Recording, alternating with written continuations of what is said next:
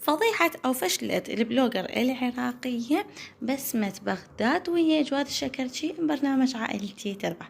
مرحبا متابعينا جديد بالقناة، خلي لايك واشتراك وفعل الجرس حتى يوصلك كل جديد.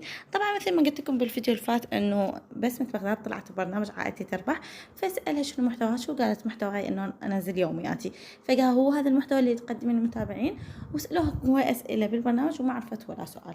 فبدينا الجزء الاول قلت لكم ايش قالت فيه، بعدها قالت انه هي صف ثاني ابتدائي وطلعت من العراق، وانا دراستي كلها بالانجليزي، وهاي كلمات انساها ما اعرف شنو معناها لا بالعالميه ولا بالفصحى، يا بالعاميه تعرفها ولا بالفصحى، بس هي تفتح لايف 3 ساعات تحكي وتلعلع وتحكي عن الناس وتعد تصف مشاكل، بس هي ما تعرف تحكي لا بالعاميه ولا بالفصحى.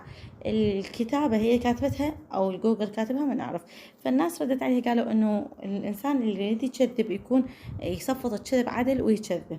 انتي من 2006 تجين العراق، صار 5 سنين رايحه راجعه من العراق، ما معقوله ما تعرفين الانهار، ما تعرفين شوارع العراق، ما معقوله ما تعرفين تحكين عراقي عدل، فتقولين انه انا ما قدرت احكي لان انا طالعه من اني عمري 8 سنوات من العراق ومصف ثاني ابتدائي، فما اعرف لا اللغه لا العربيه ولا العاميه. هذا كان كلامها، وبعد اكو تكمله راح اشوفوها بالجزء الرابع من برنامجنا، برنامج فضائح مشاهير اليوم.